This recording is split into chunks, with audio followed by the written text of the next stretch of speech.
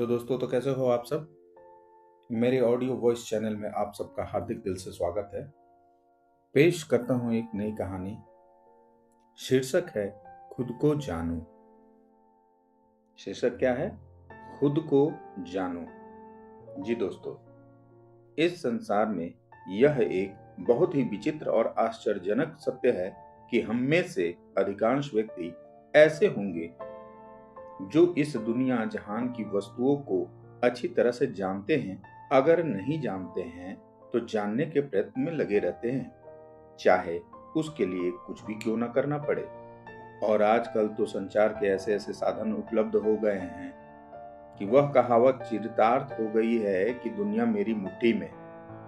लेकिन फिर भी मनुष्य की यह इच्छा पूर्ण नहीं हो पाती और लगा रहता है जानने में।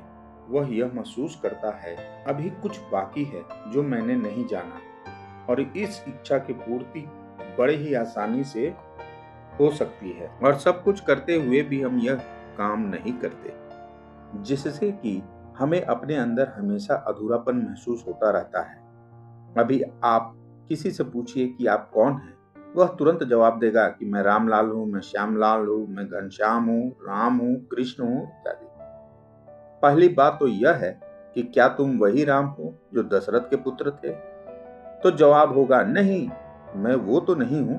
अरे भले आदमी, ये नाम तो लोक व्यवहार चलाने के लिए हमारे माँ बाप ने रख दिए, क्योंकि इनके बिना भी काम नहीं चलेगा, इसलिए ये भी आवश्यक है।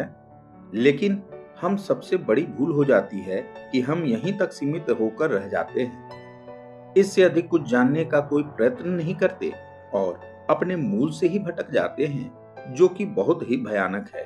आप सोच सकते हैं कि जिस मकान की नींव ही कमजोर हो जाए तो उसका क्या हश्र होगा। इस प्रसंग में एक दृष्टांत याद आ रहा है जो इस प्रकार से है। किसी शहर में एक बहुत धनी स्त्री रहती थी। उसने एक कार खरीदी और उसको चलाने के लिए ड्राइवर रखा। एक दिन वो घूमने निकली।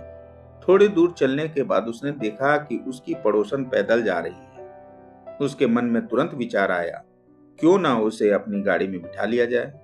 अपनी गाड़ी और शान शौकत दिखाने का इससे अच्छा अवसर और कहां मिलेगा। उसने तुरंत ड्राइवर को आदेश देकर गाड़ी खड़ी की और उसे बुलाकर गाड़ी में बिठा लिया। यात्रा पुनः प्रारंभ हो गई। अभी वे कुछ ही दूर चले थे कि उस स्त्री ने देखा सामने से उसकी कोई दूर की बहन आ रही है। उसने फिर वैसा ही किया और उसे भी गाड़ी में अपने साथ बिठा लिया। यात्रा फिर शुरू हुई, लेकिन फिर थोड़ी दूर चलने पर उसे अपने स्कूल के दिनों की एक सहेली दिखाई दे गई और उसने फिर वही किया और उसे भी अपने पास बिठा लिया। पिछली सीट अब भर चुकी थी।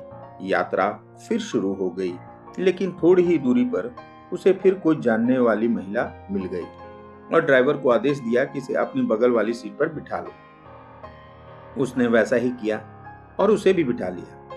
अब गाड़ी में कोई सीट खाली नहीं थी। यात्रा पुनः प्रारंभ हो गई और संयोगवश उसे फिर एक महिला दिखाई दी और उसने तुरंत ड्राइवर को आदेश दिया कि गाड़ी रोको और उस महिला को अपनी गाड़ी में बिठा लो।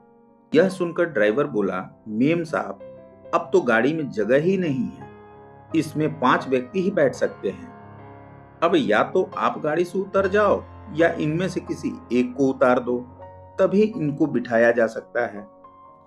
यह सुनकर मेम साहब बोली, भला ये कैसे हो सकता है। तभी उसके मन में विचार आया, क्यों न ड्राइवर को ही नीचे उतार दिया जाए।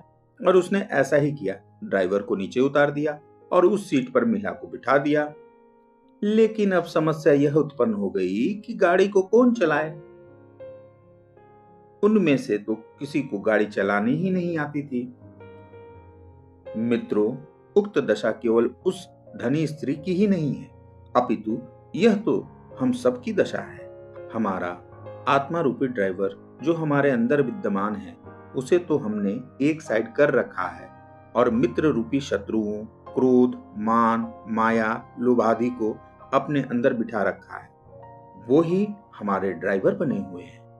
अतः हम सबको अपने असली ड्राइवर को जानना चाहिए, जिसको जाने बिना हमारी यात्रा संभव ही नहीं है। कहने का मतलब है कि काम, क्रोध, लोभ, मोह इन सबको त्याग कर अपने आत्म स्वरूप का विचार करो कि मैं कौन हूं।